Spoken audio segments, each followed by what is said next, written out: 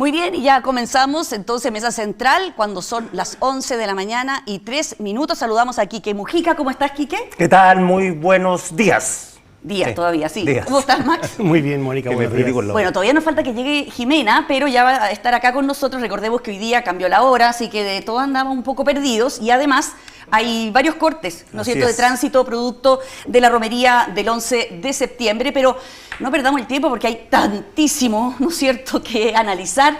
Evidentemente yo creo que hay que partir por la información que publica CIPER en esta jornada y que da un nuevo, lanza una nueva esquila sobre el Poder Judicial, porque se revela en los chats que hoy día publica CIPER favores entre Luis Hermosilla y la ministra de la Corte Suprema, Ángela Vivanco. Ella ya había estado en algún tipo de polémica por influencias que había ejercido su pareja en alguno de los nombramientos, pero ahora claramente por los chats, por lo que uno puede leer en las conversaciones de ella con Luis Hermosilla, realmente Luis Hermosilla fue fundamental o le ayudó muchísimo para llegar a la Corte Suprema y había una comunicación con ellos realmente intensa. Quique, ¿cómo lo ves tú? Sí, bueno, esto es el mejor reflejo de lo pecaminoso que es el sistema, porque yo entiendo que hay conversaciones políticas, hay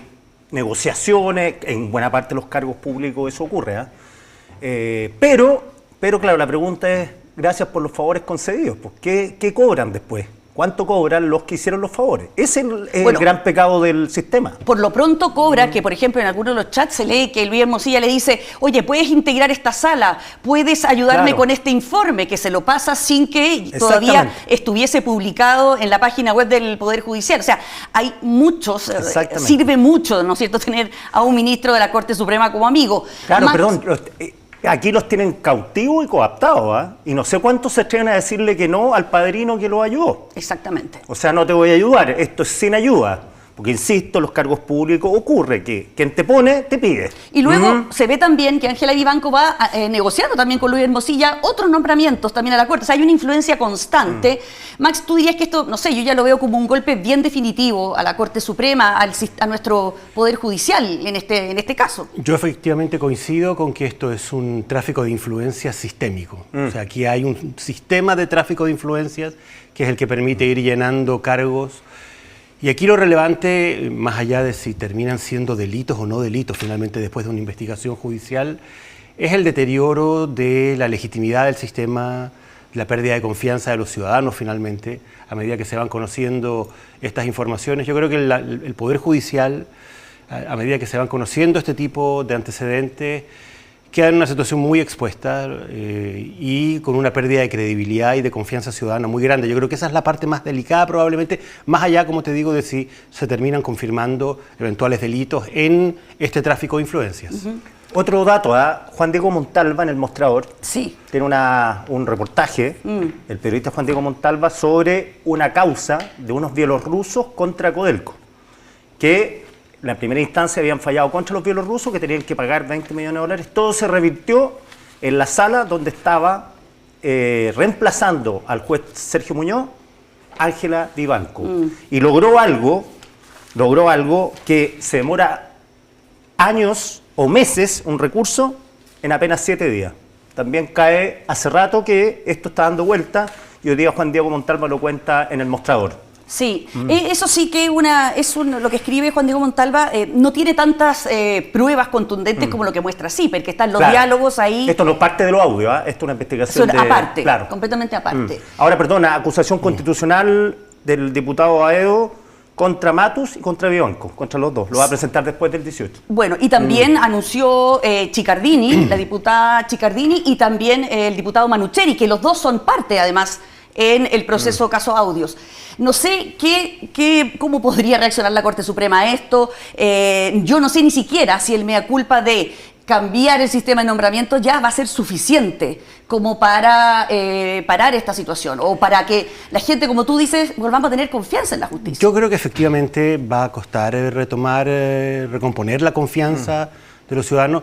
Yo creo que es urgente un cambio de sistema, yo creo que eso efectivamente es así, pero también es cierto que el solo cambio de sistema de reglas no sirve si es que hay prácticas que están asentadas y que de alguna manera no hay disposición de sus protagonistas a modificarla. La Corte Suprema está también pasando por una situación muy crítica, hay un quiebre interno, hay un problema con la Comisión de Ética, hay varios que se han pasado a la Comisión de Ética entre sus propios pares.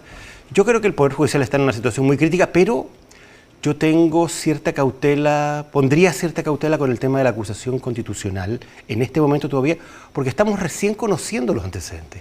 O sea, si nos vamos en la lógica de las acusaciones constitucionales, que yo no descarto que sea un camino razonable y el que corresponde, eventualmente, a medida que vayamos conociendo antecedentes, podemos terminar con buena parte de los jueces, de los integrantes de la Corte Suprema sometidos a una acusación constitucional, y eso supone otro tipo de problema.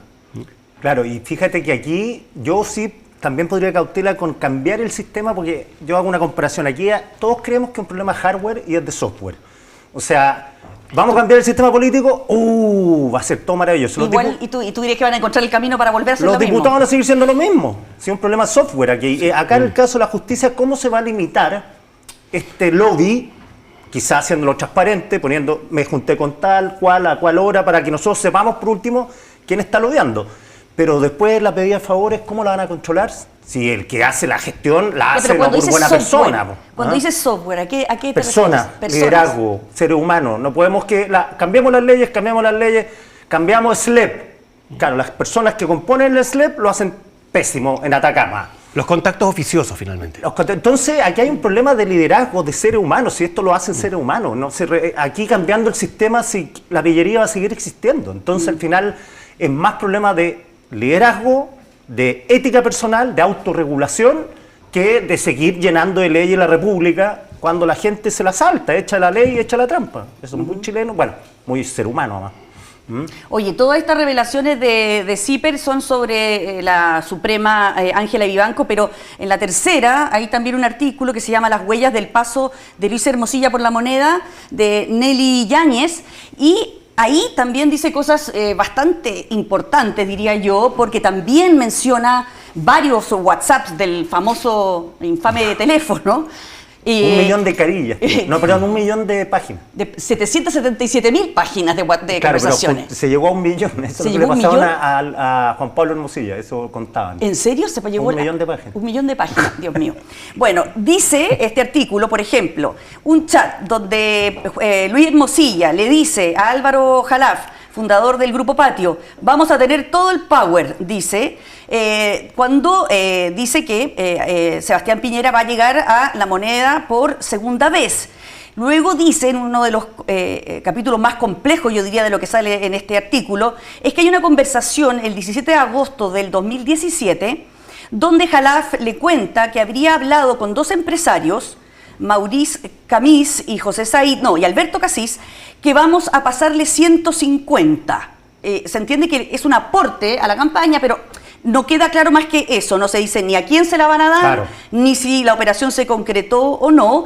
Pero justamente Hermosilla, en esa misma conversación, dice, ojo que con el WhatsApp.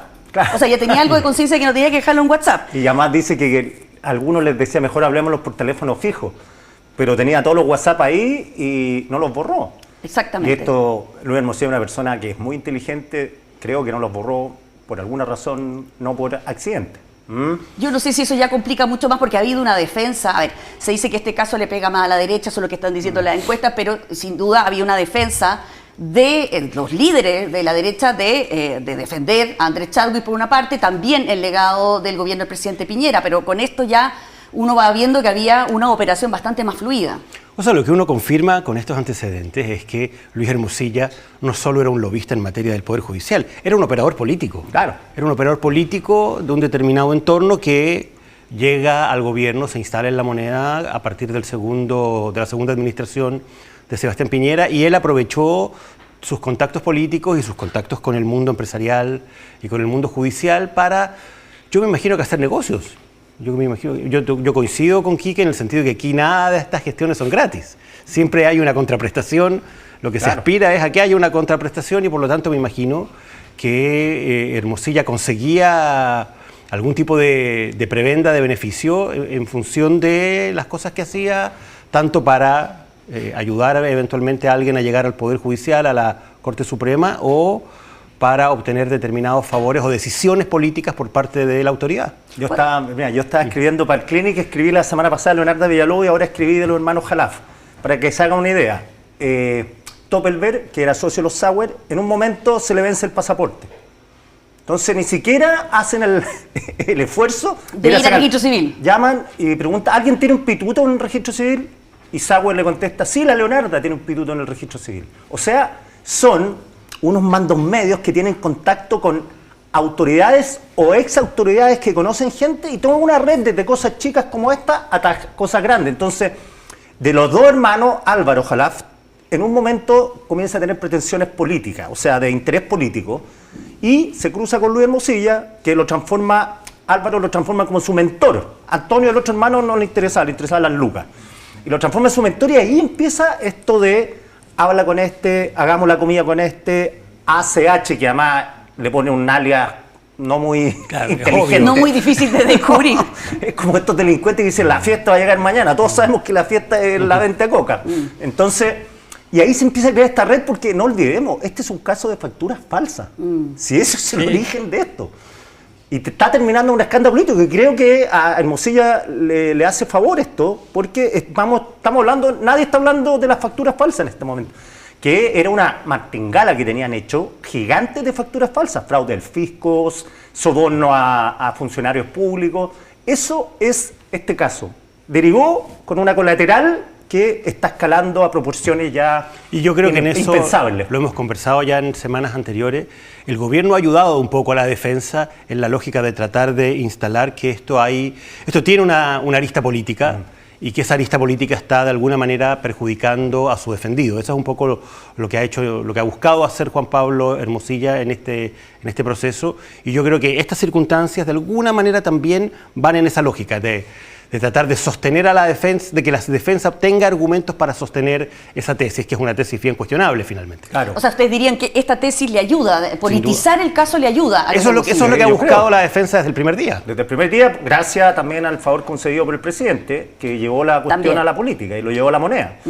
Ahora, lo que queda claro es que... el presidente no le ha ido mal con esa postura, ha subido las encuestas, pero como la espuma. Pero aquí ganancia rey revuelto, ganancia pescadores. Lo que queda claro es que Hermosilla es usando un término actual, es el influencer número 1 de Chile, la verdad. Oye, y lo otro que ha surgido ahora... Perdona, porque todos decían que esto era como alardes, ¿te acuerdas? Toda la semana pasada... Fanfarrón. Que lo trataban de fanfarrón, pero al parecer... era mitad y mitad, o no sé. Mitad. Yo creo que hay mucho de fanfarronería, pero también mucho de realidad en todo lo que dice, hacía. yo estuve 15 años en el aparato de inteligencia del Partido Comunista, o sea, tenía que haber partido a los 13 años bien difícil. Oye, no, lo que te digo, lo otro que surgió, que hay un tema ahí de debate profundo, ¿cuánto puede ser público o debe ser público de ese teléfono? Ese es otro de los temas que está abierto. Claro, porque Juan Pablo Hermosilla dice, en este momento que yo estoy hablando acá, una vergüenza que se filtre el teléfono de mi hermano Luis, incluso que se filtren cosas íntimas.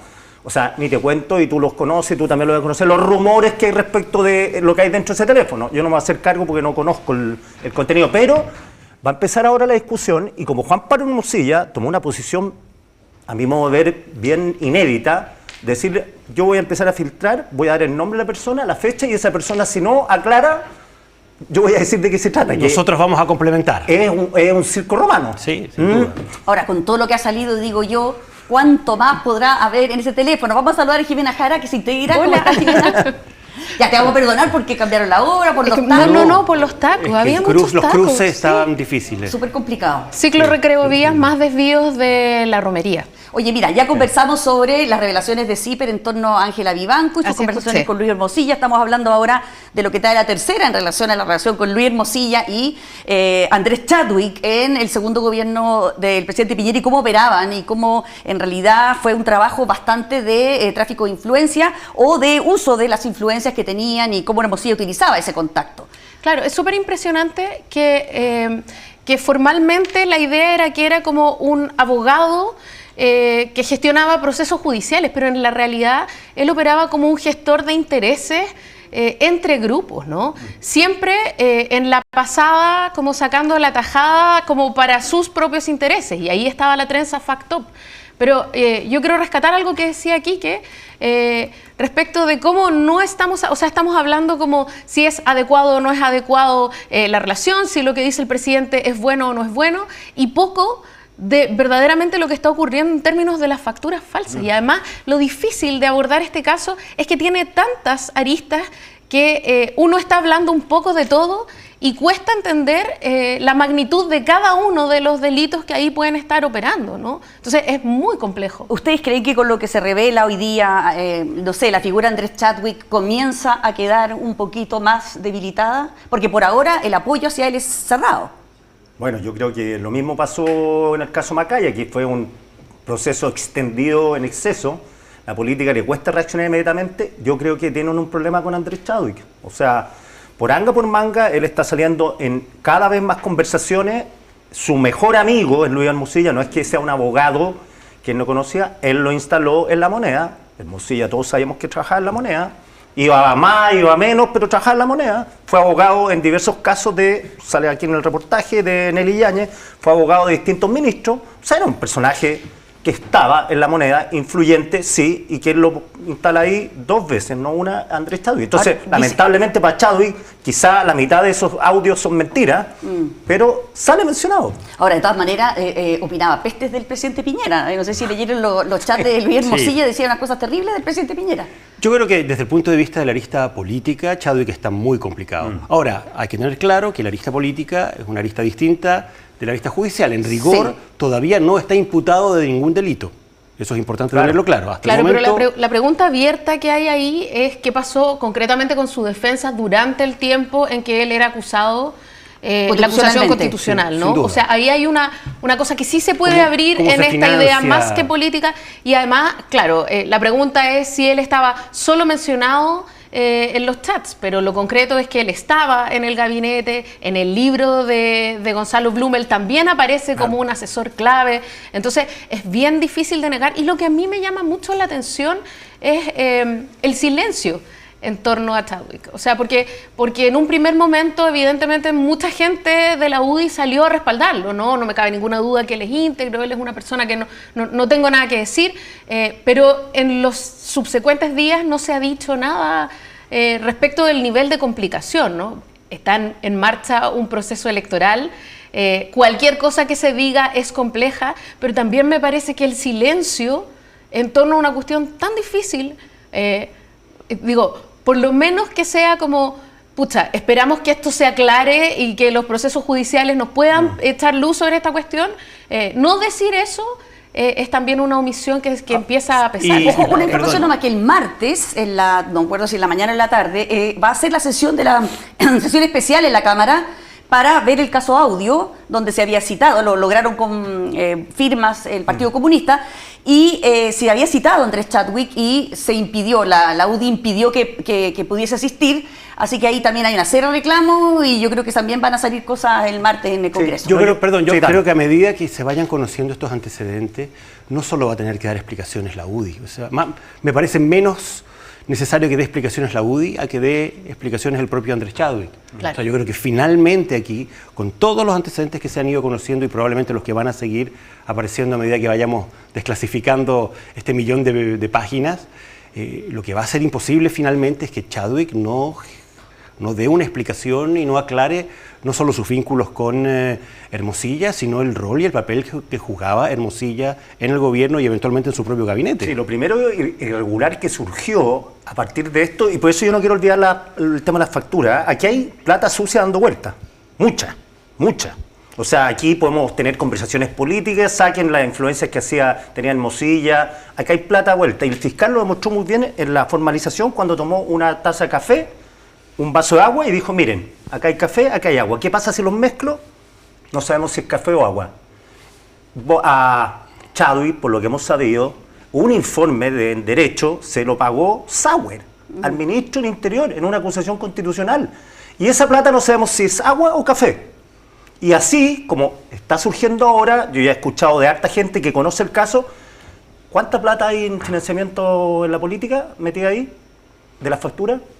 sabemos que se metían un bolsillo por acá, o sea, tal desmadre con el tema de las facturas que ya nadie sabía si esa plata era limpia o sucia.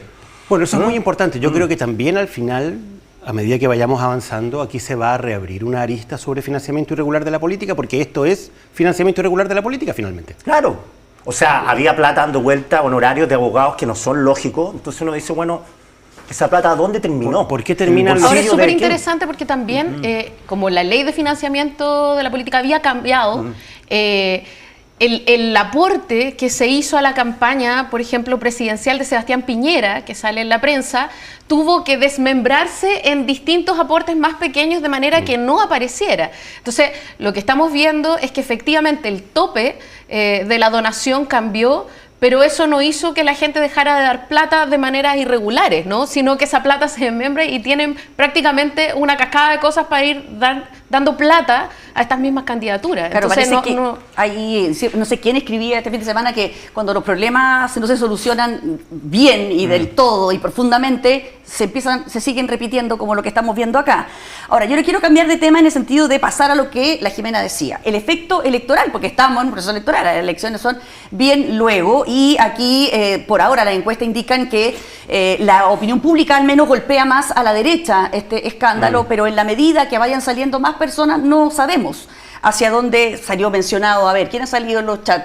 Elizalde salió... Claro, con una gestión que supuestamente habría... Bien lejana la cosa. La derivada, hasta ahora le pega a la derecha y le pega a la UDI.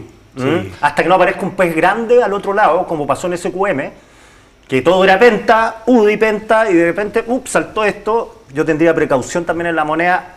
Por todo lo que han dicho, han hecho un control de daño, entiendo. O sea, hoy día también sale el ministro Cordero diciendo, aquí nosotros estamos súper tranquilos, claro. Nosotros no tenemos nada que ver con esto. Pero yo me pregunto, ¿qué irá a pasar en los próximos días? Y dos, cuando se va a una elección municipal, normalmente los candidatos son como más caudillos locales, ¿no es cierto? Sí. Yo me pregunto qué efecto va a tener esto quizás en la presidencial, que yo creo que es más complicado. ¿Cómo lo ves tú, Max? Yo en eso creo que todavía estamos en los prolegómenos de esta historia. Estamos una historia larga. O sea, ¿el gobierno puede estar tan tranquilo como dice el ministro Cordero hoy día en la prensa? Yo creo que no puede estar tranquilo por lo siguiente, porque el gobierno se puso como contradictor con la defensa de Luis Hermosilla, el que tiene hoy día en sus manos el control de la información, es decir, de todos los WhatsApp, es Juan Pablo Hermosilla, y por lo tanto, si el presidente y el gobierno siguen peleando contra la defensa, siguen tratando de poner a la defensa en una situación compleja, bueno, Juan Pablo Hermosilla tiene la posibilidad de hacer cherry picking también, como él mismo denunciaba, del otro lado, y escoger eventualmente algunas comunicaciones que puedan complicar a gente de gobierno, entre otras cosas para poder responder a la ofensiva que el gobierno tiene en contra de la defensa. Entonces yo en eso también creo que todavía queda mucho en esta historia. Sí. Y a mí lo que me parece más delicado finalmente es que aquí el que quedó a cargo del control de la información que vamos a ir conociendo es precisamente el abogado defensor de Luis Hermosilla.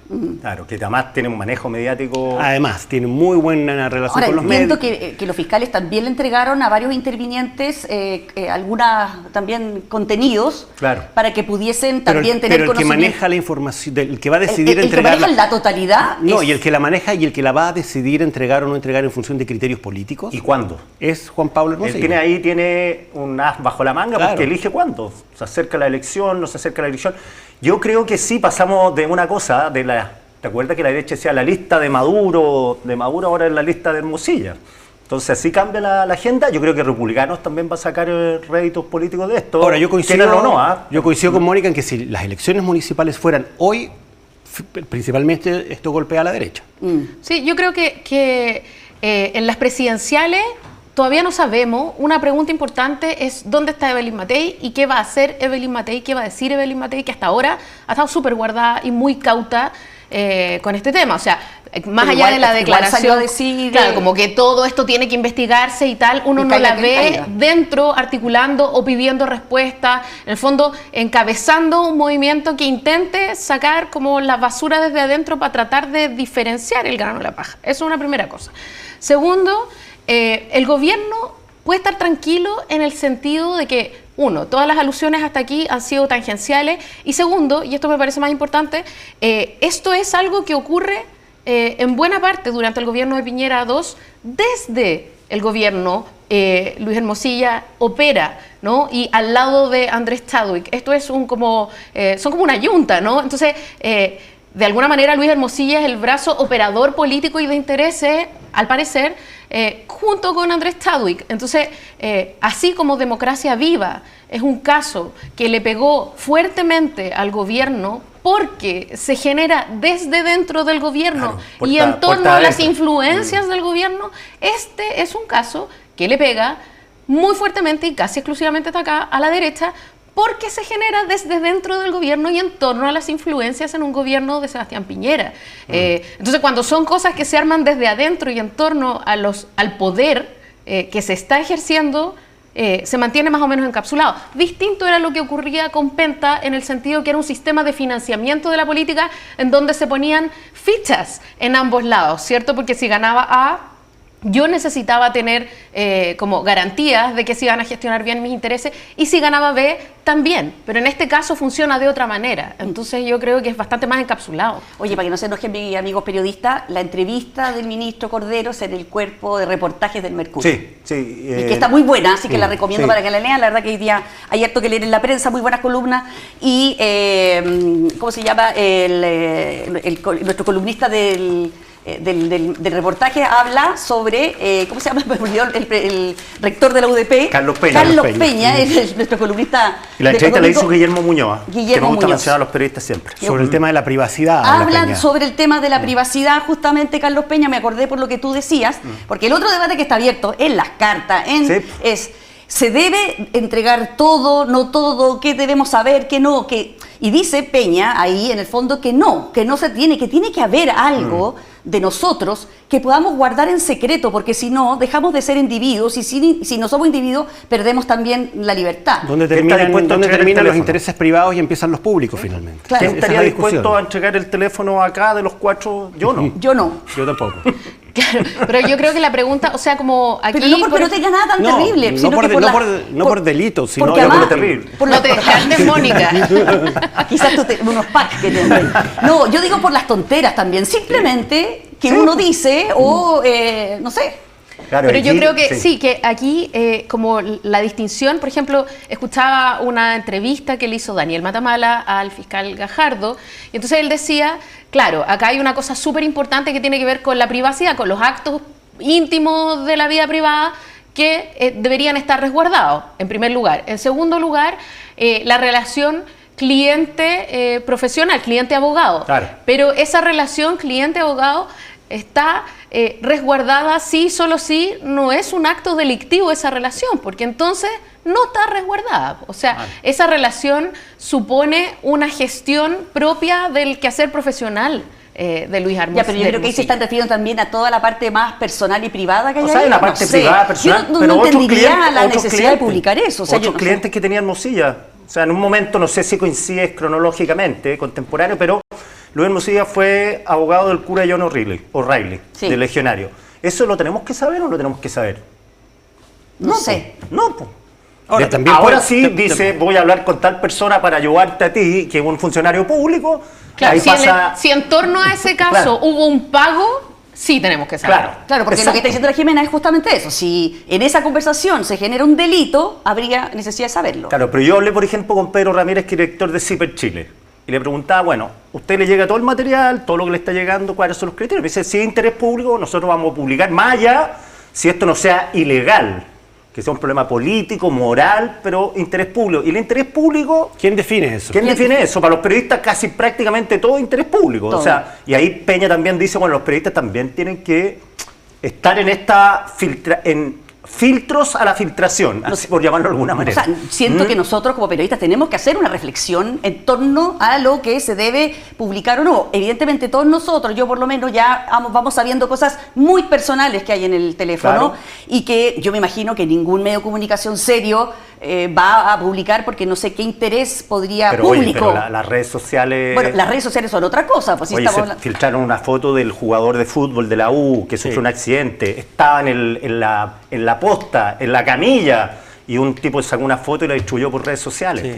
Bueno, ahí yo por la defensa de los medios de comunicación tradicionales, que no haríamos una cosa así, que chequeamos la fuente, que chequeamos la veracidad de las informaciones. Yo entiendo, me lo contaron, que el audio llegó a 3 medios. CIPER fue el que publicó. Otros 2 medios decidieron que era peligroso publicar bajo la misma premisa que tenía el abogado de Doppelberg cuando va a la Comisión de Mercado Financiero, que hoy día nos enteramos, un artículo de Víctor Cofré en La Tercera dice que esto lo supieron mucho antes. 4 meses antes. 4 meses antes. Y la disyuntiva que tenían ellos, que grimían, era, esto es delito o no. Los asesores penalistas de Doppelberg decían, esto es delito, es una grabación en un momento de privacidad, entonces, y ahí después dicen que Doppelberg manda esto y esto se hace público. Pero claro, la disyuntiva te llega algo de Hermosilla, ¿amerita o no amerita de su vida privada? Pero el interés público, yo coincido contigo, que uno lo empieza a fijar de si hay delitos o no delitos, pero en el tema político, ahí sí que es súper discrecional. ¿Qué vale la pena o qué no vale la pena? Ahora, respecto a lo de que se supo 4 meses antes, lo de Doppelberg y el audio, yo también ahí se explica todo el procedimiento que usó la CMF, porque le llega el audio a un integrante de Fiscalía de la CMF, lo escucha también el fiscal de la CMF, el fiscal Montes, y no hacen nada. A mí me llamó la atención que dice, no nos pareció justificado, no había en esa conversación, creo que no la escuchan. No, yo creo que los tipos dijeron, ¿sabes qué? Mejor no. No la queremos escuchar. Se le ofrecieron escucharla, pero no quisieron escucharla. Pero eso es súper preocupante, porque en el fondo hasta ahora la conversación es como, ¿cuánto tiene que cuidarse la prensa de filtrar? Entonces, por ejemplo, la conversación de la ucraniana, uno puede decir, ¿cuál era la pertinencia? Bueno, tiene que ver con el modo en que él se relaciona con el poder, tiene que ver con el desprecio que él tiene, como en el fondo con la legalidad, que es lo que él supone que defiende. Entonces hay un interés público.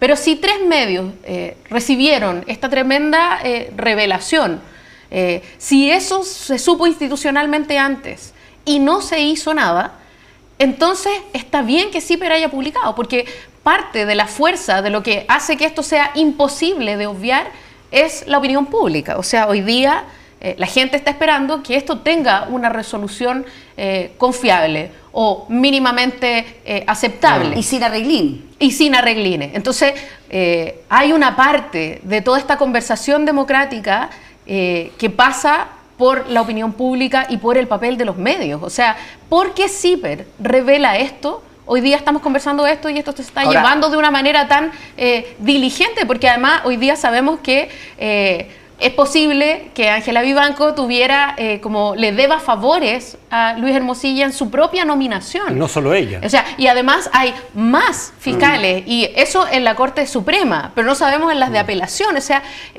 realmente hoy día que la justicia está bajo la lupa, lo sabemos solo porque estas son las revelaciones, porque si no las salas podrían estarse configurando quizás...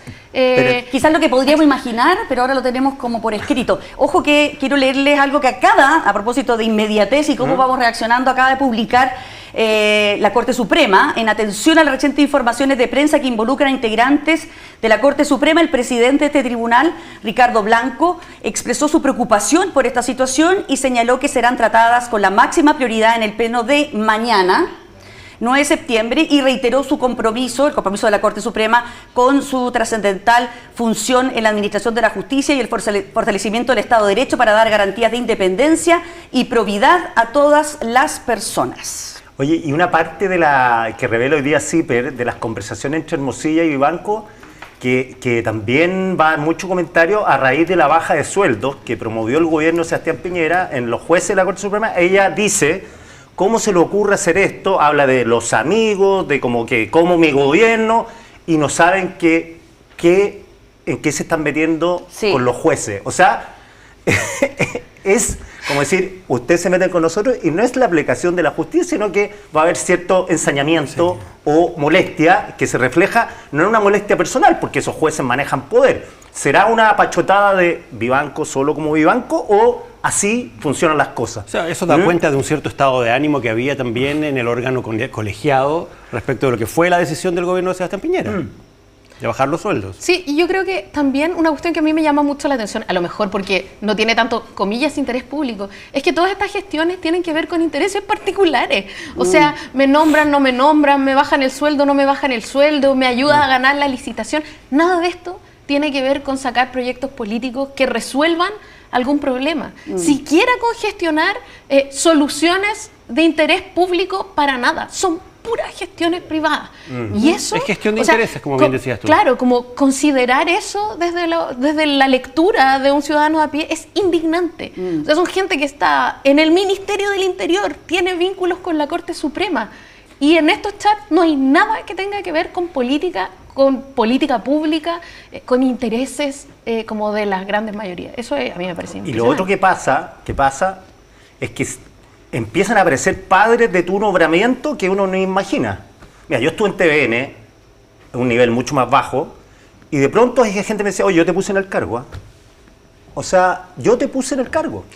O sea, como yo te estoy pagando el sueldo. Entonces, o sea, me debes algo, finalmente. Me debes algo. Gente que nunca hizo nada, pero son padres de la guagua.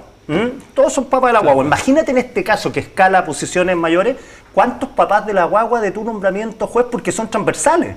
Entonces ahí sale la conversación. Yo hablé con el senador tanto, hablé con este. Son infinitos senadores. ¿Y cuántos hijos tenía Hermosilla, digamos? Exactamente. Además. Oye, otro tema que también se entremezcla con todo esto es que por el lado del gobierno, el presidente, ya lo mencionaba Quique, pero lo saltamos un poco, así que para ser equitativo, también se metió a esto con un discurso un poco, para algunas personas populista, incluso porque se ha puesto él como a la defensa del oprimido en esta lucha de asimetría de poder, podríamos decir, y él se plantea como en el lado de los buenos, no de los villanos, como decía el informe del PNUD, cuando en realidad él también pertenece a la clase política y él también está involucrado en esto, ¿no? De alguna manera. O sea, tendría como presidente la herramienta para poder mejorar algunos. Al menos es un poderoso también, exacto, sin ninguna duda, es el presidente de la República. El hombre más poderoso. Yo creo que eso responde más bien a una estrategia política electoral que le está rindiendo frutos al presidente, como estamos viendo en las encuestas. Efectivamente, este tema logró desplazar, no por la decisión del gobierno, pero ha sido un tema de interés público que ha logrado desplazar a un relativo segundo plano los temas de seguridad y de delincuencia. Y en este tema el presidente ha estado ubicado en el lado correcto, defendiendo a los ciudadanos, defendiendo la acción de la justicia y obviamente disparándole a Hermosilla y a su defensa. A mí lo único que me genera cierta cautela es un poco lo que comentábamos antes, de que llegamos a un escenario bien inexplicable, bien extraño, en que hoy día el control de la información y el filtro a la información desde el punto de vista público lo tiene la defensa de Hermosilla y yo no sé si eso puede eventualmente significar un riesgo para el presidente en esta lógica en la cual el presidente se ha posicionado en este tema.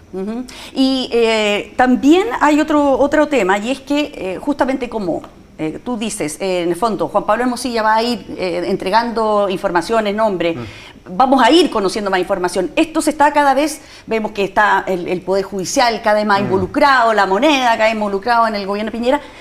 Me da a mí la sensación que también le sirve a Hermosilla en el sentido de que todos somos iguales. Sí. Y por tanto, ¿por qué van a castigar solamente a Luis Hermosilla? Claro. Si en el fondo todos están metidos, todos los políticos, todos los jueces, todos los fiscales. Y yo creo que no es así, o que no debiera ser así, y que se deberían... Todos eran habitantes del infierno, ¿no? Sí. Pero yo creo que hay una complicación extra, que es que no estamos seguros de estar leyendo bien la estrategia de la defensa, porque creemos que él está tratando de amedrentar, por ejemplo, al gobierno, ¿cierto? Como cuidado que pueden revelarse otros audios, pero la pregunta es, ¿está chantajeando al propio Poder Judicial?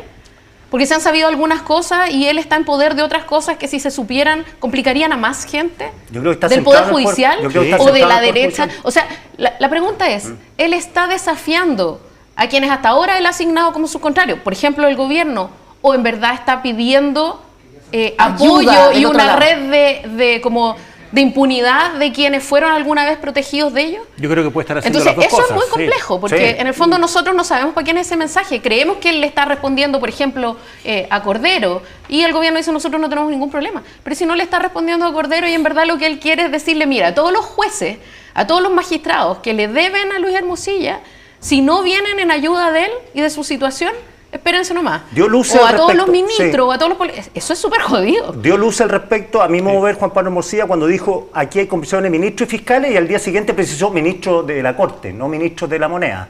O sea, como que ahí está el foco, incluida Lorena Parra, que es la fiscal que lleva el caso, que ya se está filtrando a poco y hace rato que es un rumor expandido de cuánto influyó Hermosilla en su nombramiento o no. Ya. Les tengo que interrumpir un segundito porque tenemos que hacer una... Seguimos aquí en Mesa Central conversando de política con nuestras analistas de esta mañana, Quique Mujica, Jimena Jara, Max Colodro. Nos quedan unos últimos minutos, pero yo creo que es importante ya terminar un poco la letanía del caso Audio y avanzar un poco hacia lo que se nos viene en el Congreso. Y el viernes el presidente lanzó un reimpulso legislativo fundamentalmente concentrado en el CAE y en la eutanasia, pero ya hay críticos que dicen que no es lo importante y lo relevante del que se debería concentrar el Congreso, sino que sobre todo el tema de seguridad que sigue dando vuelta. Sí, lo del CAE no sé para dónde va, porque de nuevo tiene letra chica, que con justa razón, la ministra Vallejo ayer en Tele 13 precisó que era para las personas de condición más precaria. Entonces la pregunta es ¿a qué se va a considerar condición precaria? ¿Cuánta gente es y cuánta plata es? Pero, claro, en su momento acuérdate que la discusión era por qué no gastamos esa plata mejor en mejorar la educación básica y secundaria y no en pagarle a universitarios. Pero el gobierno ya está en esa, o sea, no va a poder salir. Y pasan los días, y quizá sea un buen momento electoral, entre comillas, hacerlo ahora. Jimena. Yo creo que... O sea, de partida el fin del CAE es una parte del sistema del nuevo sistema de financiamiento como universitario, de educación universitaria. Entonces, creo que probablemente lo que ocurra, quienes están esperando un super mega perdonazo, no va a ocurrir. O sea, ya se encargaron de decir eso no va a pasar. Y lo que me parece que tiene más interés es cómo se financia el sistema universitario para quienes hoy día están optando a créditos, ¿no? Que no tienen la gratuidad y en la idea de que tampoco están los recursos como para poder seguir ampliando la gratuidad. Entonces, ¿cuál es el sistema de financiamiento? Ahí me parece que hay un interés mayor. Ahora entiendo que es CAE, eutanasia y pensiones. En pensiones hay una cuestión que es súper importante y que va como de la mano de lo que ha venido hablando el PNUD a propósito de grandes transformaciones. Yo no sé si eutanasia hoy día está en la primera línea. Mi impresión, esto es absolutamente impresión, es que sabiendo que los grandes temas de las municipales van a ser por un lado corrupción, por otro lado seguridad, se está buscando instalar también una conversación como más cultural y social. O sea, poner esta variable también en la conversación. Pero el CAE no querrá el gobierno también ahí sacar un poquito de provecho político en el sentido que si lo lanza ahora el 23 de septiembre, antes de las elecciones, de alguna manera, aunque se lo rechacen en el Congreso, van a quedar como ellos los defensores de la gente que está endeudada. Eso sí sale bien, o sea, como si nos gusta el proyecto, también está por verse. Ah, bueno, claro. Pero claro, o sea, yo creo que no es difícil descartar los timings electorales. Yo creo que al gobierno le habría gustado mucho y le habría servido mucho tener mucho más abrochado, por ejemplo, la reforma de pensiones y poder contarlo a su haber, porque es una cuestión realmente importante para la gente. Pero no va a alcanzar. Max. Yo creo que el gobierno lo que está haciendo es tratando de sacar de la prioridad y de la agenda en el contexto preelectoral el tema de seguridad. El tema de seguridad es un tema que golpea muy fuerte al gobierno, es un tema muy complejo, en general, donde hay pocas cosas positivas que decir en materia de seguridad, que anunciar. Y estos dos temas, bueno, primero el CAE estaba comprometido por el ministro Marcel desde hace ya varios meses, era septiembre cuando se iba a entregar una fórmula de solución. Yo coincido con Jimena, va a ser bien difícil que haya una lectura positiva por una razón muy simple, porque lo que el gobierno comprometió fue una condonación universal y eso no va a ocurrir bajo ninguna circunstancia, van a quedar heridos en el camino y por lo tanto no es un tema fácil de abordar tampoco. Y el último tema, eutanasia, yo creo que es un tema propiamente ya de campaña, es decir, aglutina, articula al mundo de la centroizquierda, al mundo progresista, en torno a un tema que es bien emblemático, pero yo creo que aquí el fondo del asunto es que el gobierno está haciendo todos los esfuerzos en el contexto previo a las elecciones para que el tema de seguridad, que es lo que más lo complica, quede ojalá lo más desplazado posible. Claro, yo coincido. A seguridad del tema, uno ve todas los programas de los alcaldes, que la prensa, todo el primer foco, seguridad. Seguridad. No hay otro tema, no hay otra conversación. Que es un tema poco grato para el gobierno, por razones obvias. Claro. Ahora, ley de presupuesto también, o sea, como hay una parte que es como electoral y hay otra parte que es como timing para alcanzar a discutir, para disponer de los recursos lo antes posible, ¿no? Como hay que es otra de las discusiones que viene también en el mes de septiembre, porque tiene que ser entregada ahí por el ministro Marcel. Exacto. Ahora, con todos los líos políticos que hemos discutido durante todo el comienzo del programa, ¿no les parece a ustedes que las cosas como más importantes, como la reforma de pensiones que mencionaba la Jimena, la reforma del sistema ISAPRES, el pacto fiscal, como que se nos pierden en la discusión? Se nos pierde la reforma al sistema político también. Claro, pero hay que ver si La Pintana y Cerro Navia están hablando de los audios de Lucho Hermosilla. Definitivamente no. No. Entonces, al final, claro, la agenda pública, la agenda que manejamos incluso nosotros, para bien o para mal, los medios están centrados en las conversaciones de la élite, que esta tiene todos los ingredientes de la élite, pues nuevos, ricos, aviones, facturas falsas, personajes conocidos. Y porque además golpea a la élite. Golpea a la élite, es la típica historia de Netflix. Sí. Los ricos también lloran. Pero, insisto, no sé si en el sector de la periferia están preocupados de esto, estoy seguro que no. Yo creo que están en otra. Y que aquí el tema de seguridad es el tema prioritario, y la gente sí está leyendo de un juez que deja libre no sé cuántos narcotraficantes en Ovalle, y después los tipos salen y los tienen que ir a buscar. Ya.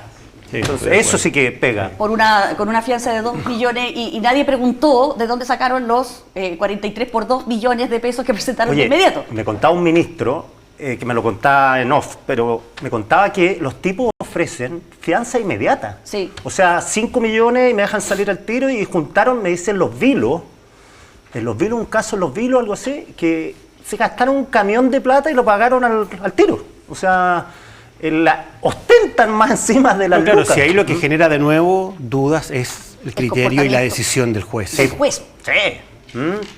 Ese es también otro de los temas.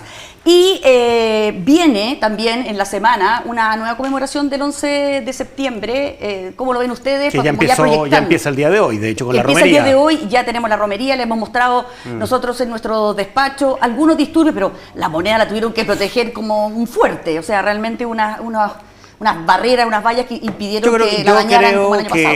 Después de lo que fueron los 50 años, esta conmemoración va a ser más bien menos relevante de lo que fue la importante y la relevante que fue la del año pasado. Creo lo mismo, sí.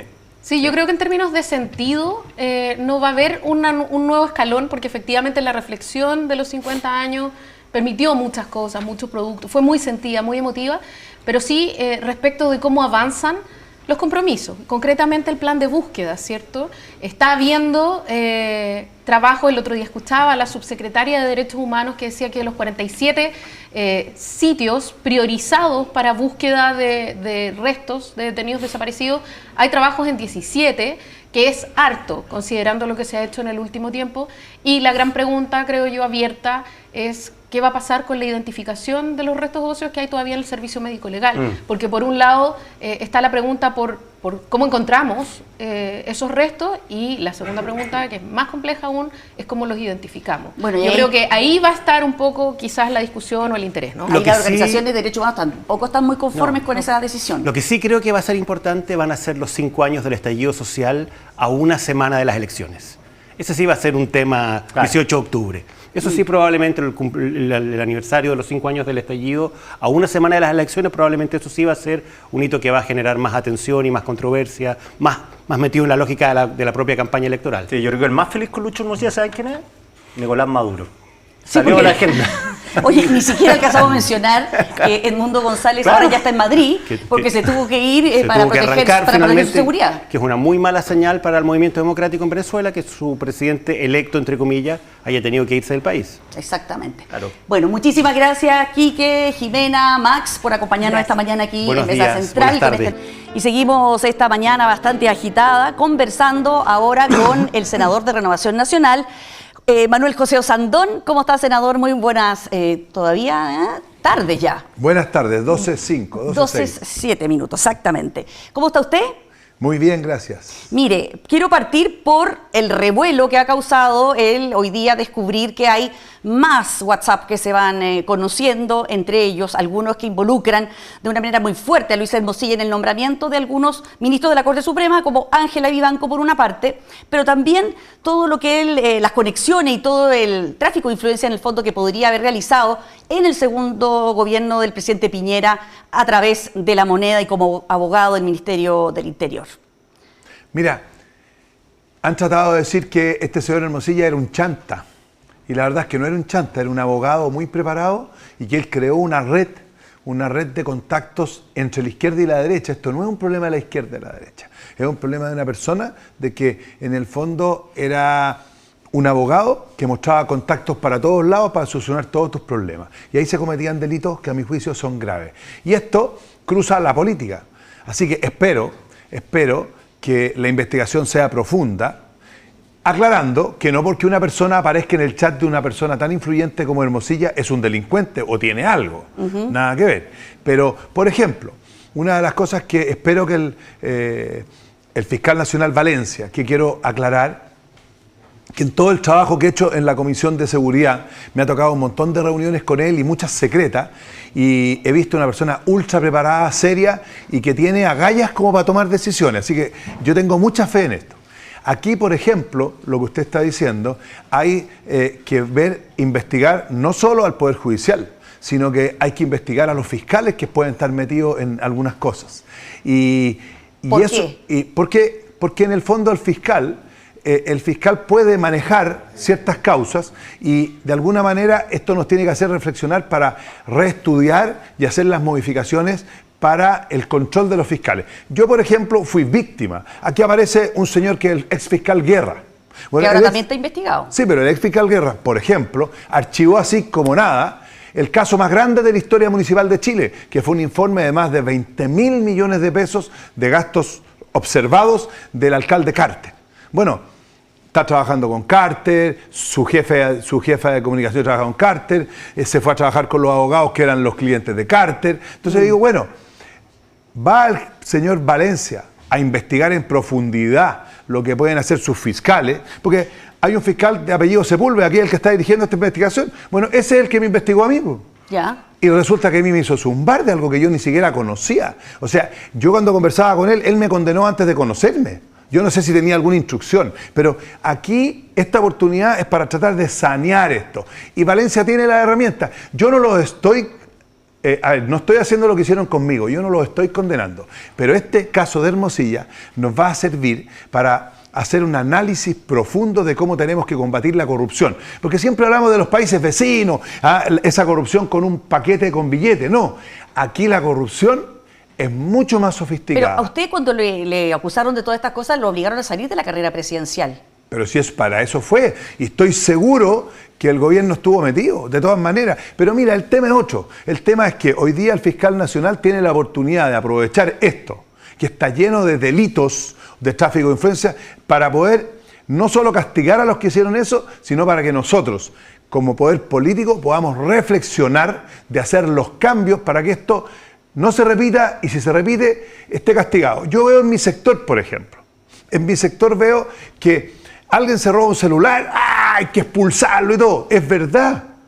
Pero otro, que es un delincuente cuello y corbata, es candidato a alcalde de una comuna aquí y allá. No, pues. O sea, esta cuestión hay que pararla, porque hoy día estamos, ¿no es cierto?, yo te diría, en un proceso político muy complicado. Mira lo que pasó con el rechazo. O sea, mi sector absolutamente perdido, celebrando el rechazo, que no hay nada que celebrar. Pero el mundo político, y hablo de la izquierda y la derecha, cree que lo que pasó y las causas que pasaron del estallido social se acabaron, están enterradas. Y no es así, están vivas. Y si no somos capaces de hacer acuerdos políticos amplios para enfrentar el problema de la migración, que nadie quiere enfrentarlo, si es súper fácil decir, echémoslo a todos. ¿Y cómo? ¿Y cómo? Bueno, ya vamos a hablar de todos esos temas, pero antes quiero, para que nos vayamos por el mismo tema, me imagino que usted no tendrá ningún chat con Luis Hermosilla. No, no tengo ninguno, y si tuviera sería por alguna otra cosa, pero no tengo, jamás, no lo conozco, yo no soy de ese, nunca he tenido ninguna relación con tanto nombramiento, me imagino, y con los tiempos que usted ya lleva en el Parlamento también, ¿habrá visto alguna vez, vio que otros colegas suyos conversaban con él o tenían...? No, yo no lo conozco, no lo voy a negar, pero seamos súper claros. Yo he tenido que votar por ministros de corte, sí. He tenido que votar por el fiscal nacional, y yo no tengo ninguna relación con el sector judicial ni con fiscalía porque no soy abogado, no los conozco. Ya. ¿Y qué es lo que hago? Converso con gente que tiene confianza o que yo conozco, preguntando. Cuando Valencia fue candidato, a la primera persona que le fui a preguntar qué opinaba fue al que hoy día ministro, ¿cómo se llama el ministro secretario general de la presidencia? Elizalde. Sí. Pero no es mala, es buena, ¿tú lo conoces? Sí, listo. Bueno, son Sí, compadres. pero me da lo mismo, pero ¿qué tiene de malo? Yo tengo un deber de conversar, o sea, creer que porque esto se cambia a otro sistema, va a caer el Espíritu Santo nombrándolo. No, uno tiene que conversar, uno tiene que preguntar. Eso no es corrupción. Otra cosa es hacer que quienes toman las decisiones, que son la Corte Suprema y el gobierno, porque a nosotros nos llega un listado nomás, ¿no es cierto? Y ahí nos dicen, este es el candidato, existan influencias para meter a personas a la mala. Eso es grave. Y eso hay que castigarlo. ¿Por qué? Porque prostituye el sistema.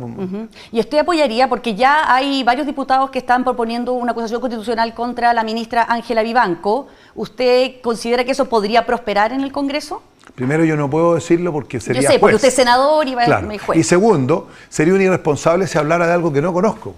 No la conozco a ella, ni conozco el caso. Lo que sí yo le pediría a esas personas que no se aprovechen políticamente y que esperemos que crezca y se desarrolle la investigación para que tengamos un resultado de verdad y no puras figuras comunicacionales. Y el problema es que los grandes problemas que tiene Chile, como la delincuencia, como la migración, que es lo que más nos tiene, son puras figuras comunicacionales, pues. O sea, usted dice que tampoco me decía que no había nada que celebrar en este aniversario del 4 de septiembre. A ver, mira. El triunfo del rechazo, digamos. Fue el triunfo del sentido común. Pero pensar que el rechazo fue la victoria de la derecha es no entender nada. Yo conozco mucha gente que de las cosas que votó rechazo fue cuando vio que se pasaban por cierta parte la bandera, porque querían cambiar la canción nacional, porque querían refundar Chile, porque querían que Chile fuera un país plurinacional que no es plurinacional. Gente de sentido común que no es ni de izquierda ni de derecha. O sea, en vez de estar celebrando el rechazo, yo estaría haciendo un gran llamado a que nos sentemos a enfrentar los grandes problemas. Aquí tenemos una bomba de tiempo, que son los problemas que no hemos sido capaces de solucionar. Algunos de derecha trataron de decir que el estallido social fue un estallido delictual. Mentira. Fue un estallido social. Otra cosa es que la izquierda dura se metiera después a alimentar a todo, pero esto parte de algo de verdad, que por años no hemos sido capaces de solucionar las pensiones, la salud. Si en Chile se mueren más de 25.000 personas en listas de espera, que a lo mejor podrían estar vivas. Hace un par de años atrás la Universidad Católica de Chile hizo un estudio que dijo que el 80% de las mujeres en Chile que morían de cáncer mamario podrían estar vivas. Imagínate que sea mi mamá, que sea mi señora, que sea mi hija. Bueno, entonces, esos son los problemas que van a explotar si no somos capaces de ponernos de acuerdo. Oiga, usted dijo antes que en el fondo que este era un problema de izquierda y derecha, pero lo cierto es que por ahora las encuestas dicen que el caso Hermosilla o el caso Audio le ha pegado mucho más fuerte a la derecha que a la izquierda, porque por ahora en realidad todas las figuras mencionadas son de derecha y además que Luis Hermosilla trabajó en el segundo gobierno del presidente Piñera. Evidente, por eso le van a dar duro. Pero el último abogado de Crispi, que el jefe de los asesores del presidente... Pero por ahora no hay nada indebido por ese lado, que se haya pillado por ahora. Sí, a ver, es que no debemos que todas las relaciones que existan con Hermosilla son indebidas, pues. Pero claramente... Pero usted no ve que hay un efecto mayor en la derecha y cómo puede ser esto, qué efecto electoral podría tener esto. A ver, primero, por supuesto que va a ser más duro para la derecha porque este señor trabajaba con Chadwick para el gobierno de Piñera. Sí, es evidente. O sea, no hay nada que decirlo. Y no hay que jugar al empate, que cabal, que todo. Lo que sí es claro que este señor, de esencia es de izquierda, pero era un comerciante. El tipo, redes para todos lados. ¿Ya? Eso. Efecto electoral no creo que exista. ¿Y por qué? Porque las municipales son distintas.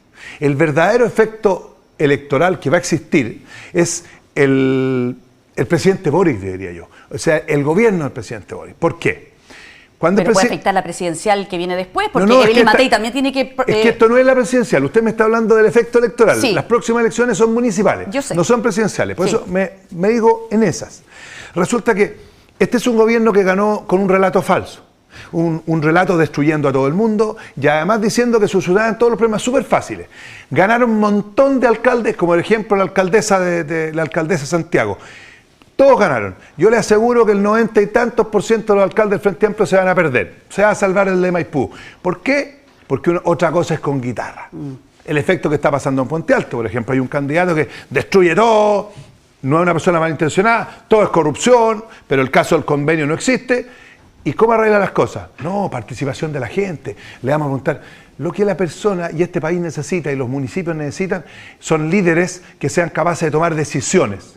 Y decisiones que son duras, porque hay que tomar decisiones. Hoy día tenemos un problema, por ejemplo, de qué vamos a hacer con los migrantes en Chile. Sí, que nadie se atreve a tomar una decisión. Le quiero preguntar de eso porque es interesante lo que usted está proponiendo, pero para cerrar el tema, ¿usted cree que este escándalo no va a golpear también al Parlamento? No, ojo, puede golpear, pero estamos hablando de las próximas elecciones. Usted hace poquito estaba hablando de los cambios. Sí. ¿Ha visto cómo cambian los temas? Ahora estamos con Hermosilla, el caso convenio se acaba y cada 2 meses tenemos un tema y después el tema se entierra. Por lo tanto, no sé si sea tan grave.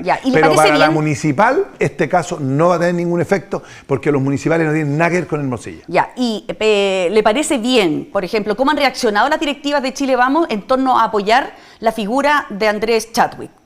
De sacarlo, desculparlo totalmente. De hecho, la UDI votó para que no se presentara en la sesión especial que va a haber el martes en la Cámara de Diputados.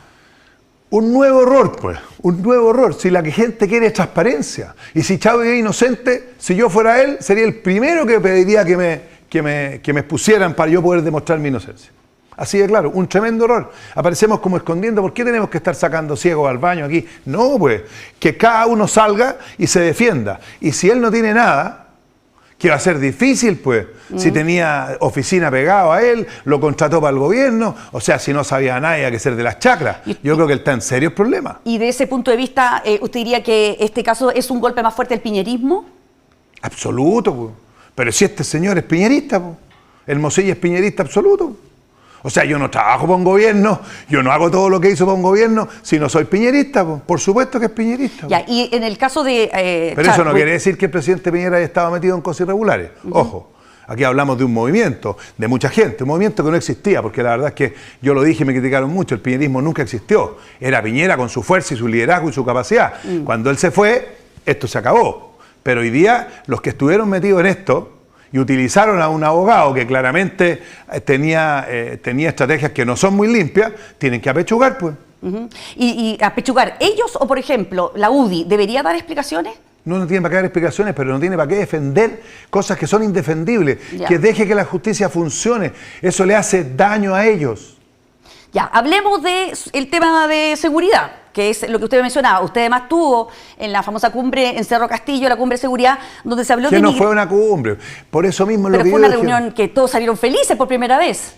A ver, es divertido porque, ¿sabes lo que pasa? Es que ¿por qué estamos mal en este país? Porque hacemos puras figuras comunicacionales y no tomamos los temas de verdad. La reunión en Cerro Castillo fue una reunión pedida por una diputada, la diputada Navellán, en que nos hizo una exposición que es la misma que nos han hecho en todos lados, que nos quitaron el celular en la puerta y que todos hablaron por primera vez caballerosamente, con muy buen ambiente, con el presidente de la República. Pero conclusión, nada. De políticas claras, nada. Pero dijeron que el presidente los había escuchado y que había tomado algunas ideas. ¿No tomó? ¿No es así? No tengo idea, me gustaría saber qué es lo que hay. Lo que yo quiero decir es lo siguiente. La idea que yo planteé ahí, que fue lejos la más dura, nadie la pescó porque los primeros que me pegaron fueron los de mi sector. Una regularización masiva. Yo lo primero que quiero decirle a la gente que no está viendo es que son inechables, es imposible físicamente echar la cantidad de migrantes que hay hoy día en Chile.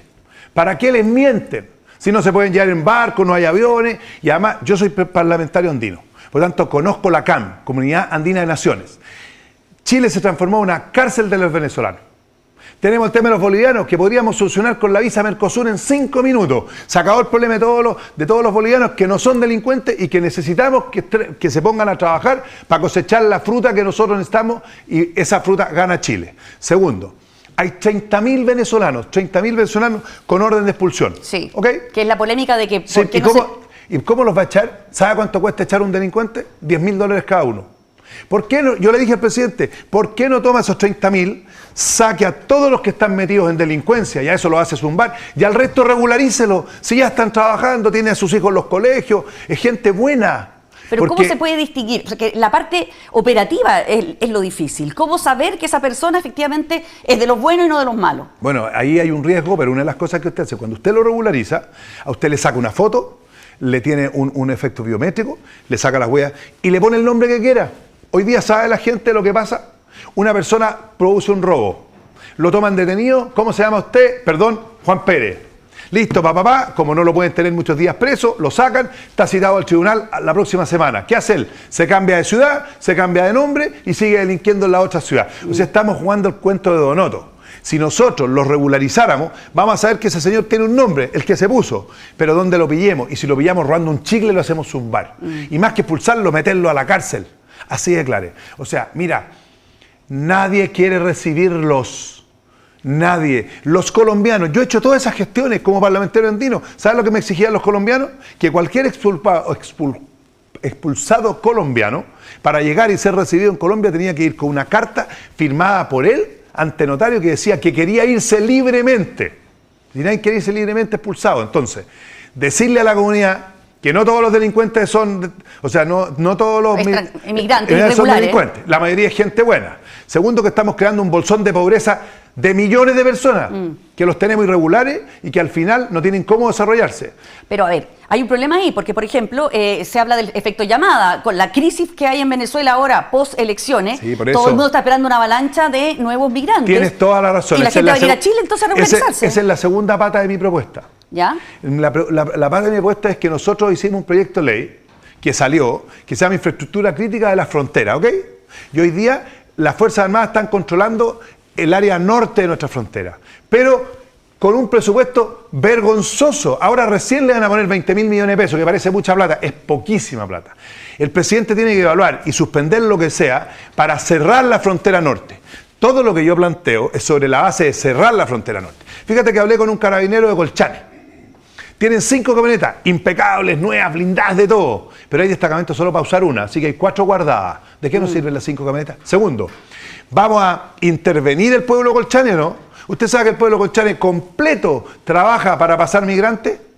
Fíjese que yo fui al norte, como senador, a una reunión secreta del comando conjunto. Y nos llevaron una van preciosa, un furgón precioso, nos llevaron nuevecitos del aeropuerto. Y conversando con el chofer me dice, esta me la regaló Colchane. ¿Cómo le dije? Sí, pues, me compré una nueva, si yo gano una fortuna trayendo viejos de arriba. ¿Y nadie sabe eso? O sea, es una vergüenza. Si nosotros le metemos plata, tecnología, drones, etcétera, pero drones de alta tecnología, porque hoy día hay solo un avión que tiene una cámara, que ahora se le van a poner una cámara nueva, recién. Siguen pasando, claro. Si nosotros cerramos esto y reconocemos que los que están aquí no los podemos expulsar, todos los candidatos son sheriff, todos quieren echarlo. Miren, yo les hice una pregunta a los diputados de mi sector, ya que estaban en contra mío, y a una senadora, dígame cómo los expulsa, dígame cómo, y los expulsamos al tiro. No Oiga, saben, porque es imposible echarlos. Y en ese contexto, ¿qué le parece que el gobierno haya puesto prioridad ahora al CAE y la eutanasia como proyecto legislativo? De nuevo, estamos en la... Si eso hubiera sido al principio, pues. La eutanasia, ¿por qué no se preocupan primero de la natalidad? Es mucho más importante en Chile meterle plata a la natalidad, ayudar a las familias y a las mujeres para que tengan hijos, porque este país está envejeciendo. Y el tema de la eutanasia se soluciona con la tecnología moderna, que es el control del dolor, que es lo que se llama el buen morir. Si la gente, nadie quiere morirse, lo que hace que el sufrimiento es horroroso. Y hay los famosos hospice, que son hospitales de baja complejidad, y que aquí tenemos en Santiago 2 o 3 que están vacíos, que usted lo que hace es manejar el dolor, la gente muere en forma natural, pero tranquila, si la gente quiere morir por el dolor. Y eso es mucho más barato que lo que quieren hacer, porque esto es un tema ideológico. Vamos a hacer políticas potentes para que en Chile nazcan niños. Si nuestro problema son los niños, no la eutanasia. Nos estamos envejeciendo. ¿Y qué pasa con el CAE? Porque ahí se van a requerir mucho dinero para poder arreglar ese problema. Mire todo lo que puede hacer para ayudar a esa gente, maravilloso, pero siendo responsable, pero priorizando también los problemas que tenemos. Sí, pero es que la plata no alcanza para todo, bueno, usted sabe. Entonces, para eso el presidente de la República que está en la moneda va a tener que priorizar. Pues. Y si yo tuviera que priorizar entre el CAE y cerrar la frontera e involucrar a todos los migrantes que están en Chile, yo gastaría la plata en eso. ¿Sabe por qué? Porque resulta que hablamos de sacar militares a la calle. Hasta la izquierda quiere militares en la calle. Pero no tenemos RUF, o sea, no tenemos reglamento de uso de la fuerza.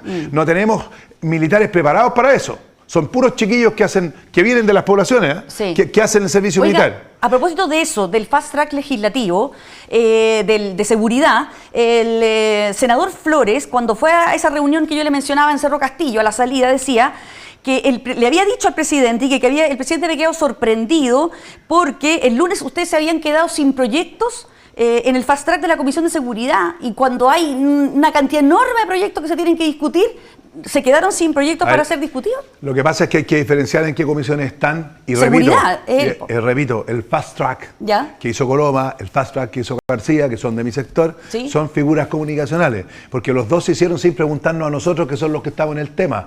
Y aquí hay temas mucho más potentes, por ejemplo, la fragancia, que el senador Durreste lo lleva a Constitución porque parece que al gobierno no le gusta. ¿Qué significa eso? Que en vez de 12 tenéis 24 horas para tomar a un delincuente que lo pillaron en fragancia. Ya, pero ese debería estar listo. ¿Y por qué no sale? Porque aquí hay un grupo del gobierno, en su alma, que está muy preocupado por los derechos humanos de los delincuentes. Por eso que yo te digo que el tema de los militares en la calle se soluciona no solo con más carabineros. Los carabineros hoy día necesitan pistolas eléctricas, las taser. ¿Por qué no se las compran? Gasten plata en eso. Sí, pero lo que pasa es que no hay ni siquiera reglamento para poder utilizarlas, así que no sacan nada con comprarla. Pero se demoran 5 minutos hacer un reglamento, que se demora una abogada hacer un reglamento. Llevamos harto tiempo esperando la No, pero el gran problema que tenemos es que este gobierno los reglamentos llevan un año y no los saca. Eso no lo hace el Parlamento. Pero yo le quiero decir lo siguiente. ¿Para qué descubrimos la pólvora? Hay países como Colombia que están muy avanzados, Estados Unidos, países desarrollados. Tenemos asesoría gratuita. Nosotros necesitamos tecnología. Nosotros necesitamos inteligencia, necesitamos que ojalá todos los carabineros y la policía tengan las cámaras que los protegen para que vayan grabando. Bueno, la ley de inteligencia, todas esas cosas están en discusión en el Congreso y no avanzan. Avanzan, están a punto de salir, pero las leyes que están hoy día funcionando sí se puede combatir. Esto es para mejorar, pero no me vengan a decir que la solución... Yo feliz que existan militares cuidando el metro Val 18, por ejemplo. Pero siempre y cuando ese chiquillo que es militar, que viene de una población, tenga certeza jurídica que no va a terminar preso si dispara. Segundo, que tenga armamento para eso, porque un fusil de guerra dispara y mata a 10 personas. Y tercero, tiene capacitación, lo han preparado para eso. Entonces, nueva figura comunicacional. La gente en la casa está asustada y los candidatos dicen, saquen a los militares a la calle. Yo me siento tranquilo, pero no dicen la verdad, pues. Defendamos también a ese personal, que son cabros jóvenes, que son de poblaciones. Si los que salen a la calle son los pelados. Sí. Ya, pues entonces, seamos responsables en lo que estamos diciendo. Muy bien. Yo feliz que existan militares, pero preparados y con certeza jurídica para que no terminen todos presos. Muy bien. Muchísimas gracias, senador Osandón. Ahora con el senador del Partido Socialista, Juan Luis Castro. ¿Cómo está, senador? Encantado. Muy buenas tardes. Mónica, buenas tardes. Oiga, estábamos hablando de lo que estamos todos impactados en este día, y es las revelaciones que trae CIPER en relación a los contactos muy fluidos que habían entre Luis Hermosilla y la magistrada Ángela Vivanco, integrante de la Corte Suprema. Nosotros intentamos, y esto lo estoy citando, se contactó a la ministra Vivanco y ella declinó realizar declaraciones por ahora, y el presidente de la Corte Suprema llamó a un pleno para mañana y donde se va a discutir este tema, pero sin duda es un golpe importante para el Poder Judicial chileno, sino para toda la estructura de la justicia. Yo creo que estamos frente a la peor crisis que hemos visto en la Corte Suprema de nuestro país, porque las revelaciones que están ya avanzando indican no solo de que en el caso de la ministra Vivanco, que antes, durante y después de su nombramiento actuó como una verdadera articuladora desde la influencia de Hermosilla en el seno del gobierno para hacer distintas operaciones judiciales al interior del sistema, como por ejemplo los nombramientos que venían posteriormente. Matus, Claro. Letelier, Rabanales, nombramientos en la Corte de Apelaciones, un caso de la Defensoría en la Niñez, que también, casos que afectaban a la PDI Pero usted directamente. diría que es decir, había una trama. ¿Eso invalida en el tiempo. esos nombramientos también? No, yo quiero decir de que hay nombramientos que aparecen intermediados por Vivanco y Hermosilla, que fueron posteriores al de ella, Sí. de Vivanco. No sé la afectación que eso pueda tener, pero en el caso de ella, a todas luces, ese nombramiento está contaminado. Y es evidente que toda la operación que se hizo en la previa, hasta el momento de las gracias, ¿verdad?, de la deuda pendiente, de las felicitaciones y de lo que viene después, construye un itinerario sistemático en que se pierde la separación de poderes. Para decirlo con total claridad, se rompió la separación de poderes. Y eso queda demostrado en la secuencia de todos los casos aludidos en los diálogos entre ellos dos, que demuestran que en Chile se perdió esa separación de poderes desde esa época. La situación de hoy creo que es gravísima porque podemos estar en el inicio de un desfonde de la Corte Suprema de nuestro país a partir de estos hechos de extrema gravedad que hemos visto. Y para los chilenos, ¿cómo volver a confiar en la justicia cuando probablemente muchos pensaban que esto se arreglaba así? Siempre se ha hablado de la justicia para los poderosos versus para la justicia de los que no tienen dinero, pero ahora en el fondo se va confirmando en texto concreto de conversaciones que siempre hay gente que tiene más influencia que otra en decisiones judiciales. Sí, y esto yo creo que tiene protagonistas que no han dado opinión y que están obligados, a mi juicio, a darla en estos días, como Andrés Chadwick, que estaba en el núcleo del poder, era el ministro de Interior de Piñera, el señor Hermosilla era el hombre detrás del trono, digámoslo, y pasaba toda la concentración de poder y de las distintas interacciones que había que hacer. Incluso hay una que es muy elocuente, que es cuando se siente agraviada la ministra de la rebaja de sueldo a la Corte Suprema. Así es. Y le hace un reclamo a Hermosilla. Sí. Y Hermosilla se solaza. Después de decirle, no, tranquila, porque se acaba de retirar la indicación, así que despreocúpate. Claro. Y ella dice, menos mal porque no saben, y después se ofenden de los fallos que nosotros emitimos. Se ofende el gobierno de los fallos y nos rebajan el sueldo. Ese era el nivel de trato. Exacto. En la conversación. O sea, aquí no hay pudor, digámoslo con total claridad. ¿Usted apoyaría o cree que tiene futuro una acusación constitucional contra la ministra Vivanco? Porque ya la están proponiendo 3 diputados. Mire, ese caso se va configurando con la versión de hoy con bastante más claridad. Pero yo creo que es conveniente cerrar el capítulo del millón de fojas que está dando vuelta, donde están todo el abanico de conversaciones para tener prefigurado exactamente hasta dónde, en el caso del Poder Judicial, existe realmente el mérito suficiente. Como usted sabe, lo dijo Santo antes, yo soy juez, en caso de que haya una acusación no puedo intervenir en eso. Pero le digo una cosa, aquí se alude también al Tribunal Constitucional. Sí. Se alude a 2 ministros de la época del TC, que lo dirigía la mano derecha de entonces Sebastián Piñera en su primer mandato, María Luisa Abraham, para efecto también de combinar nombres. O sea, esto puede tener ramales que pueden ser inusitados respecto al nivel de connivencia que había, más la interferencia hacia los 2 ex directores generales de la PDI, Espinosa y el último general, que no recuerdo el nombre, que está con la última presión, Muñoz. Entonces, usted comprenderá que esta es una verdadera guerra de galaxias, a la que estamos enfrentados. Entonces, yo sí creo, y lo digo porque lo veo con suma preocupación, que a fin de mes tenemos que nombrar el Senado 3 ministros para la Suprema. Usted, por ejemplo, no tendrá, le pregunté lo mismo al senador Sandón, chats con Hermosilla. ¿Ha visto o es conducta regular ese tipo de cosas? Porque ustedes votan justamente por esos altos cargos. Cada vez que se producen nombramientos se pregunta efectivamente al Ejecutivo, porque es el gobierno el que dice, mire, yo quiero Entonces, ¿a quién le pregunta al Ejecutivo? Le dice a los ministros de Justicia, a CEPEL, le dice, a ver, ¿quién es esta persona que propone el gobierno? ¿Qué méritos tiene? ¿Tiene sentido o no tiene sentido? ¿Tiene un valor propio o esto es un arreglo? ¿Qué es lo que hay? Entonces siempre se pregunta. A mí no me ha tocado, yo llevo 2 años y medio en el Senado, nombramientos de Supremo. Me tocó de Fiscal Nacional el año 2022, pero no me ha tocado. Ahora, para mí sería la primera vez. Ahora vienen 3. Ahora vienen. Y por lo tanto creo que esto es... Porque aquí podemos llegar. Le digo una cosa.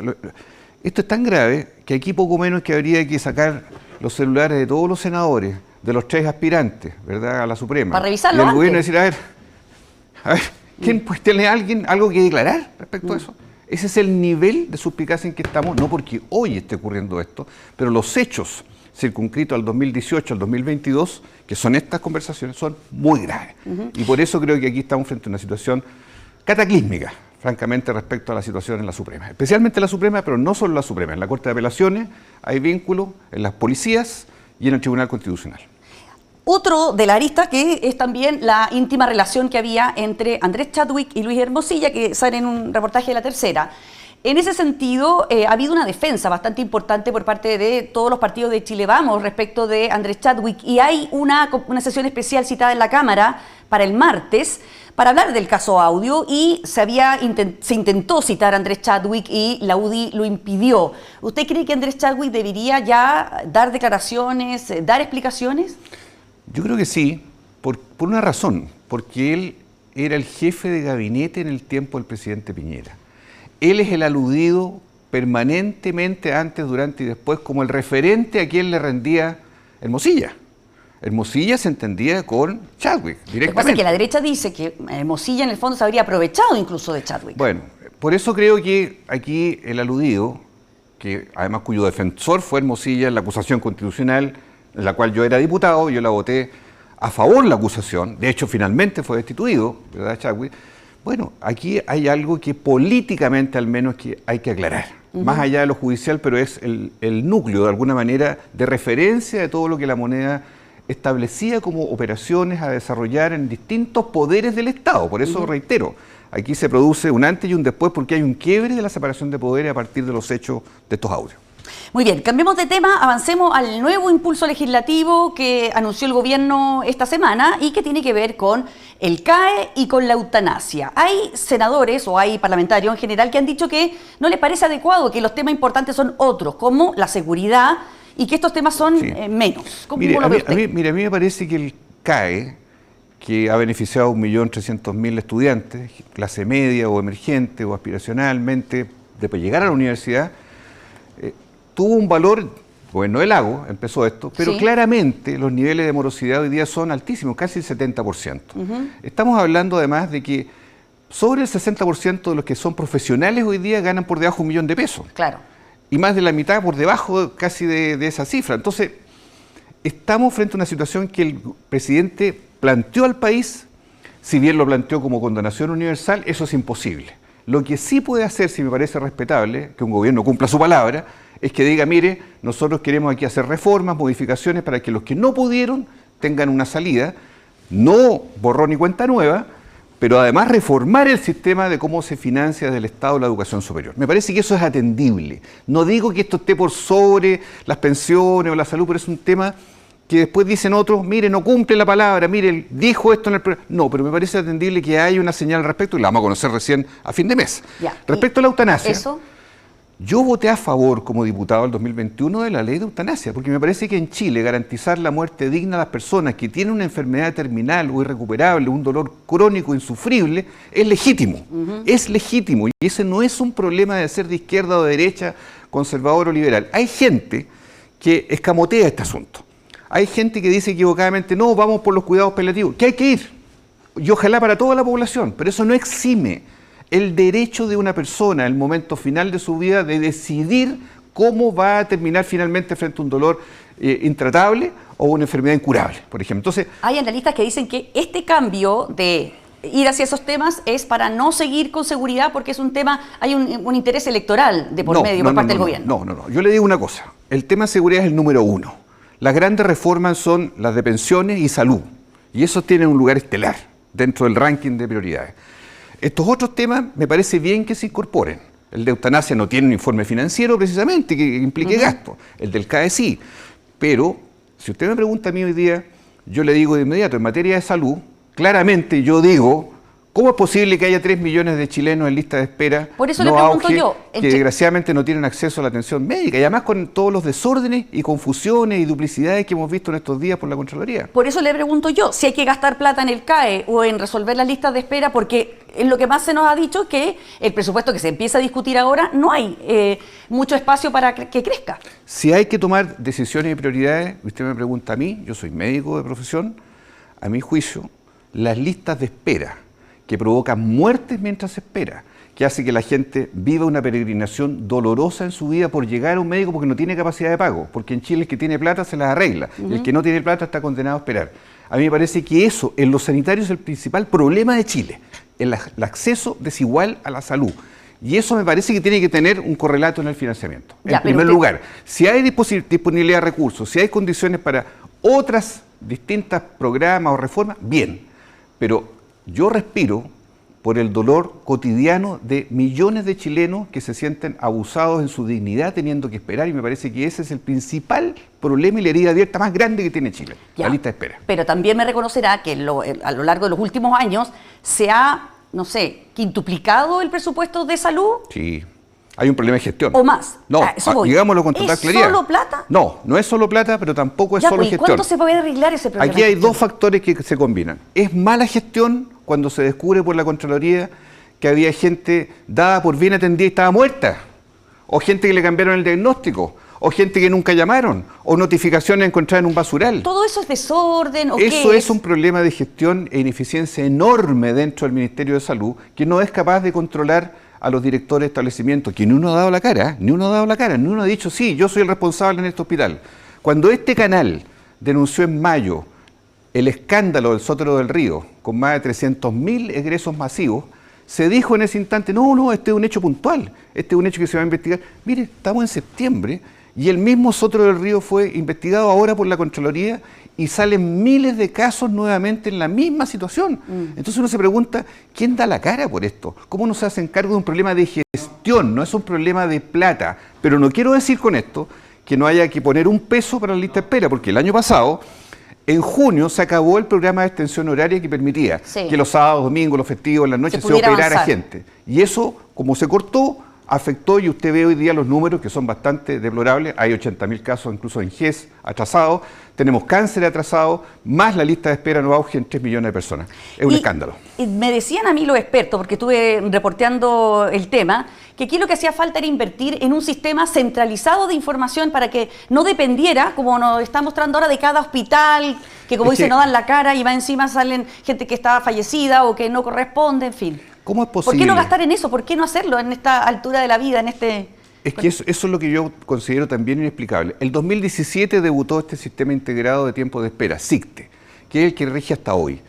Y hoy la autoridad nos indica que tiene que dar de baja ese sistema porque es obsoleto. Entonces yo pregunto, ¿vamos a estar de ciclo en ciclo esperando un escándalo, esperando que un medio denuncie, esperando que la Contraloría diga, hay que cambiar un sistema informático que de verdad recoja este drama social de estar esperando? Porque una cosa es distinto decir, mire, faltan médicos, faltan pabellones, faltan horas, ya.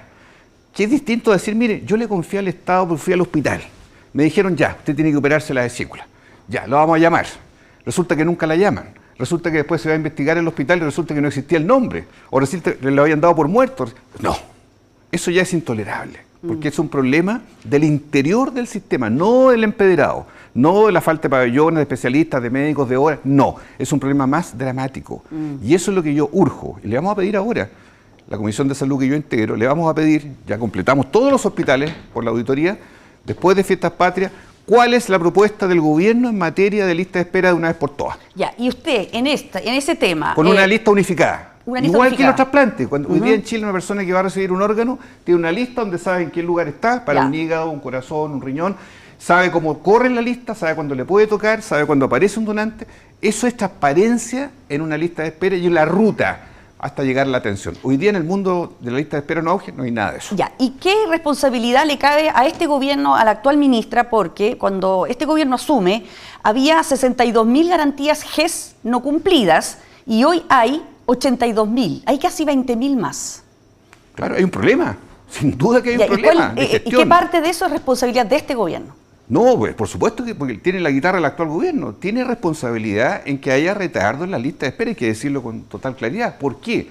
Porque no se ha luchado suficientemente por más recursos, ahí hay un debate con Hacienda, porque en la ley de presupuesto que yo tuve en rol en la 2024, buscamos un nuevo proyecto que lo estamos a punto de empezar a despachar de la votación, que es el sistema de atención priorizada, que significan 28.000 millones para este año, para colocarlas en centros privados que atiendan listas de esperas públicas, o sea, integración, en otras palabras, que es una propuesta que está en el camino, que la estamos colaborando a hacer, pero caramba que aquí hay que hacer distintas gestiones y acciones políticas y administrativas, porque la lista de espera sigue siendo un drama con o sin el actual gobierno, porque hoy día la situación se agravó, en otras palabras.